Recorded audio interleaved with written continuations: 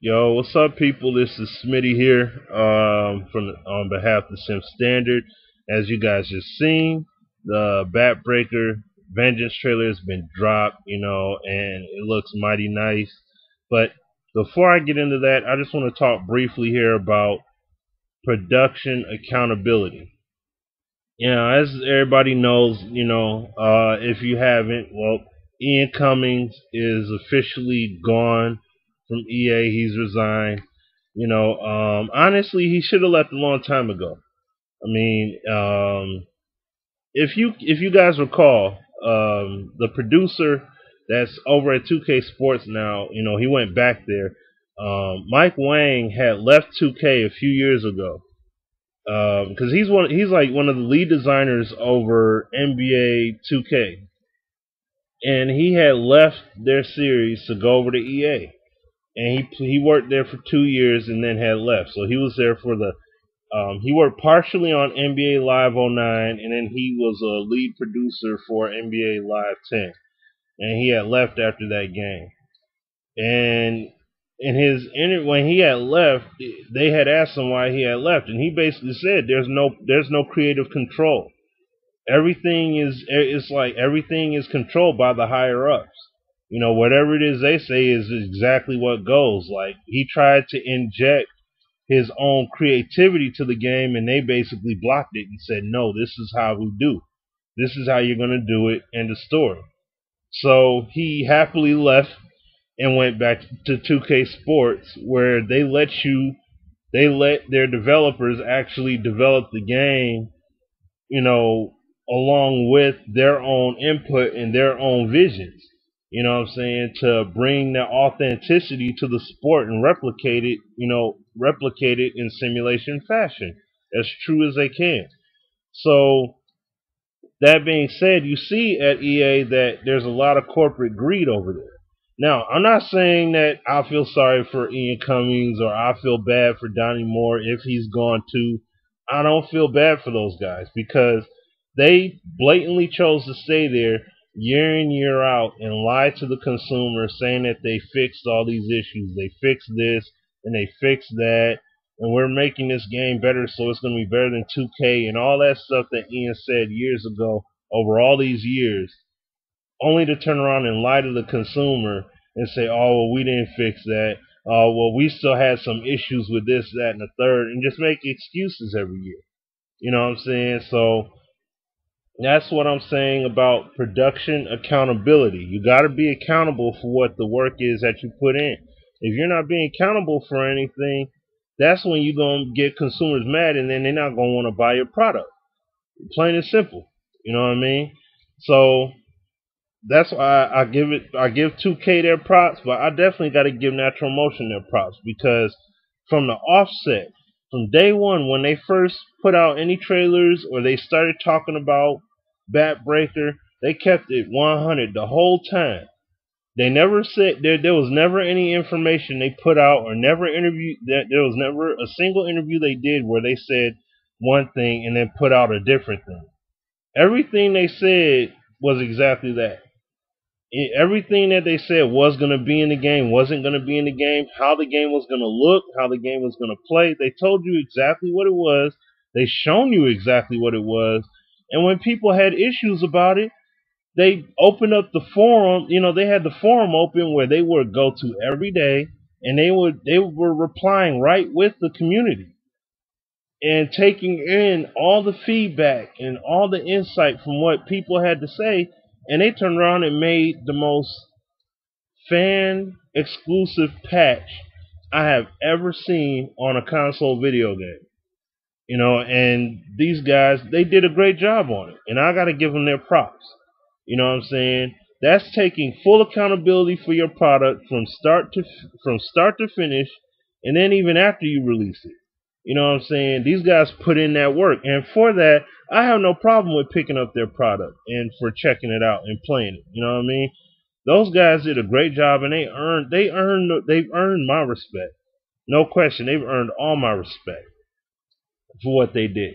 And I just want them to do better. You know what I'm saying? Because they're known for bringing that realism into video games, that realism, that real physical factor into video games. They did it with the Force Unleashed 1 and 2, you know what I'm saying, which made the gameplay that much more revolutionary in those games. And then they did the same thing with Grand Theft Auto 4. And then they turned around and they did it in Red Dead Redemption.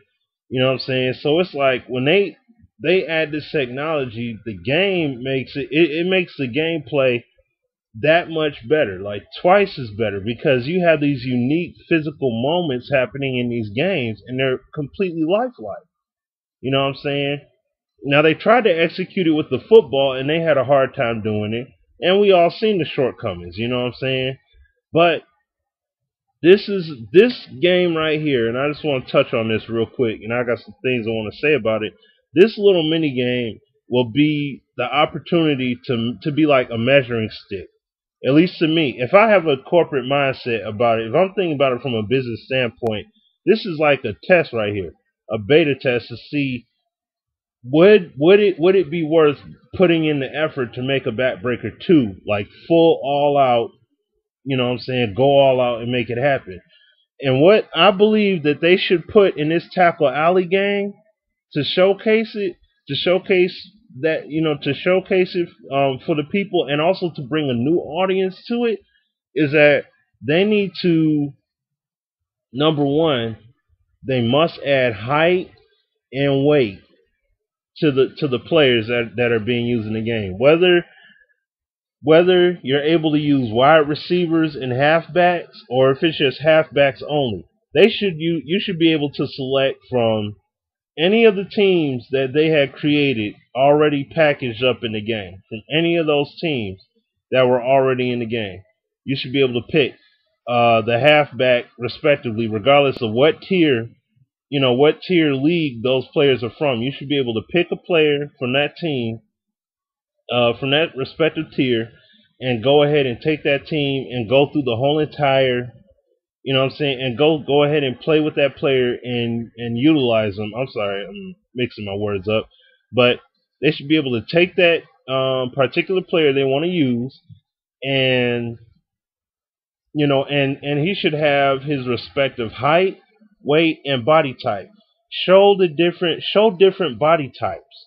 You know what I'm saying? Show like a Reggie Bush kind of body type in comparison to a more muscular, balanced out, a real muscular halfback like a Adrian Peterson or a Eddie George, in comparison to a more bulky halfback like a Jerome Bettis or like a Ron Dane kind of guy from like years past, or you know, like a Jamal Lewis kind of guy. You know, like though that's what you guys need to do.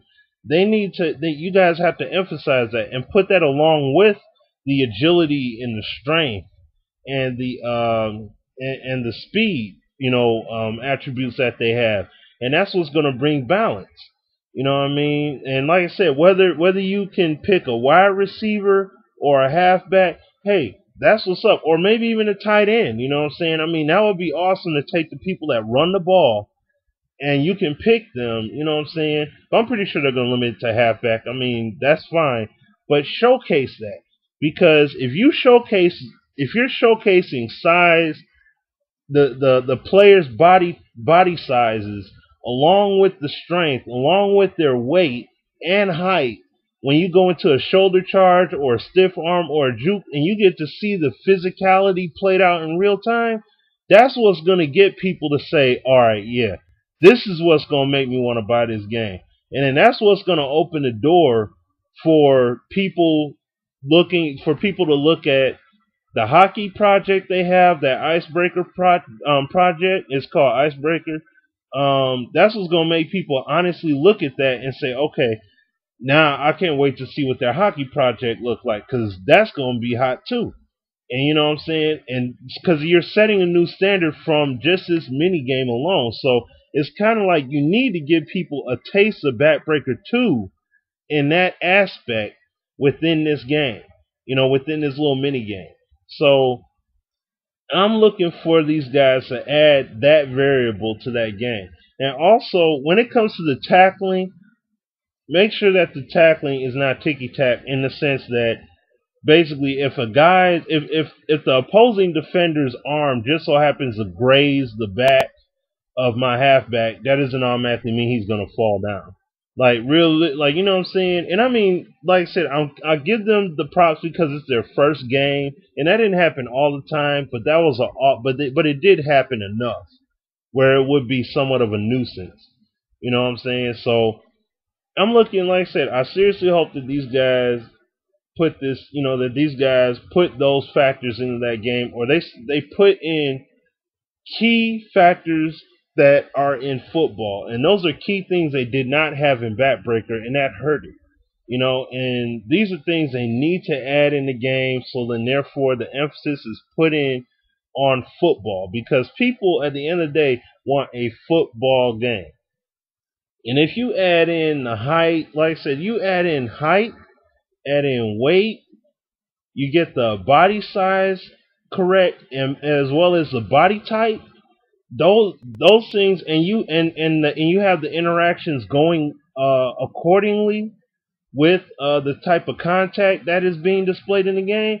I'm telling you, it's going to go over very well with a lot of the consumers. It's going to go very well with a lot of the people that are looking for simulation, as well as arcade, too. It's going to work well on both fronts. You'll be satisfying both requirements for sure. So just had to let I hopefully Todd and the crew, hopefully those guys are they check this video out. You know what I'm saying? But I definitely am looking forward to see something new, something fresh come out. You know what I'm saying? From a different studio that has a different vision. You know what I'm saying? And that's my main point. Until we hear something at least from 2K, but hey, I definitely hope Natural Motion strike and they strike well and they strike gold with this game. This little game here, because I think that's gonna open the door for the outlook, I should say, for their other projects. So, all right, y'all. Sorry to run long like this, but I just had to get these points out here, man. But this is Smitty on behalf of the Sim Standard. Peace out.